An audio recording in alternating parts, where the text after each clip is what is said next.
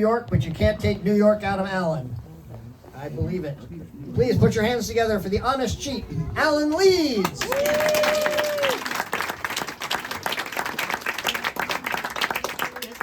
Well, good evening. As you heard from Jonathan, I'm from New York. How many people have been to New York? No, I haven't. All right, we have a good crowd from New York. I was 16 years old, and I was coming to New York with my girlfriend Lois, and we were going to go see a show. And a guy comes up and he goes, "How would you like to win some money?" And I said, "Sure." Sure is the way you say it in New York. He said, "Look, I have 4 cards here. All you have to do is find this ace of money. If you could find the ace of money, I'm going to give you $200. And when I was 16, that was a lot of money. And I said, "Sure." Asked me if I'd played this before. I said, "No." He said, "I'll make it easy for you. I'll take 1 card and I'll put it down here on the table. Therefore, all you have to do is follow 1 ace of money and 2 cards. Oh, by the way, give me $25. It's just to get things started." So I give him $25. Takes the ace, puts it between, and he goes, "Look, very simple. Bottom card, blank. Next card is the ace of money. That's the one you want to guess. And then the last card here, of course, is blank." And he said, "Okay, find the ace of money. Ma'am, where do you think it is?" Just guess which one. This one over here? I guess the middle one. He goes, "Oh, but this is blank. These are all blank because the ace of money is the one on the table. That's the one you gotta watch." You're laughing. I lost $25. And he said, you know what I'm gonna do? I'm gonna do it again, but I'm gonna give you $400 if you can get it right. I said, "Sure." He said, "Okay. Oh, by the way, give me another $25 just to get things started." So he takes card, puts in the middle, and he goes, "Watch. The bottom card is blank. The next card is the ace of Money. money. That's right. That's the one you got to bet. And then the last card here is blank." And he said, "Okay, where's the ace of money?" "Sir, where do you think it is?" "In the middle." Now, I thought it was on the table. But then I thought that he thought that I thought it was on the table. So I guessed the middle, and he goes, "Oh, sorry, these are the blank cards. The ace of money is the one on the table. That's the one you got to guess." Yeah, it was pretty bad. So he goes, "It's getting late. I've been doing this a long time. I want you to win. I mean, you're here with your girlfriend. I'll tell you what, I'll give you $900 and I guarantee it." I said, "Sure." He said, "Okay, give me $100 to get things started, but I guarantee it." So he takes the ace of money, puts it in between here, and he goes 1, 2, 3, and he says, "Where is the ace of money? Where do you think it is?" "On the table." That's what I said. I was kind of young. I said, "Here." He goes, No, I guarantee it's one of these." I pull it out, and it's blank. He goes, "I made it very easy. You could have picked the middle one. That would have been the ace of money. Could have picked the one on this side. That would have been the ace of money. Or you could have picked the one on this side. That would have been the ace of money."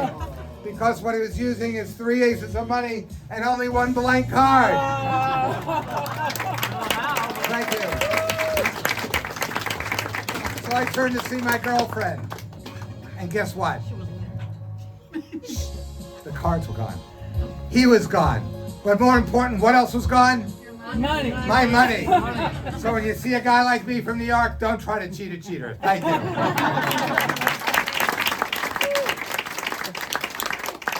Now you would think that I would have learned from that experience, right? So 10 years later, I'm in New York with Lois, my wife now. Oh, thank you. And we're in New York, and this guy comes up to me, and I thought I recognized him. He was well dressed, and he said, "I'm really down on my luck. I could really use a break. Do you have some money?"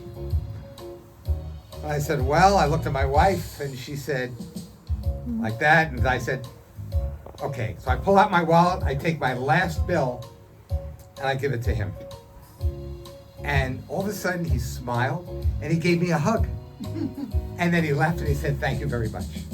And I looked at my wife, and I thought, well, maybe I misjudged him, He wasn't as bad as I thought. Until I looked down at my watch.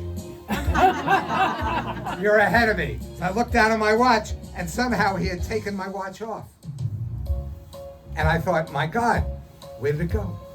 But then I remembered that there were some people before that he had an envelope. And he was putting the money from other people inside the envelope. And then I thought, this guy has gone from swindling to pickpocketing. So he probably took my watch and put it inside the envelope.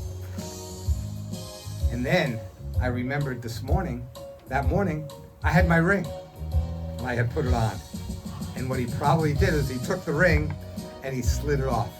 And he probably took the ring and put it inside the wallet, inside the envelope also. And then if you remember, I had given him all my money. And I only had one bill, $50 bill. And I folded it up and I gave him the bill. It was a hard day for me, wasn't it? I said it was a hard day for me, wasn't it? The empathy is not overwhelming. So he probably folded the bill, put it in the envelope, and then he sealed it and he walked away. So all my other stuff is in there.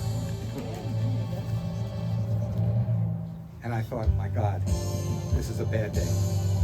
But it wasn't, because he forgot that I was a magician. And he didn't get anything. Because the money and the wallet were all gone. And that was the way it happened. And the thing was, I still had my ring. I still had my wallet. And ladies and gentlemen, guess what I had? What? I had my money. Thank you. So the key thing is, I finally got back to cheating a cheater. So thank you very much. I'm Alan Lee. Have a good evening.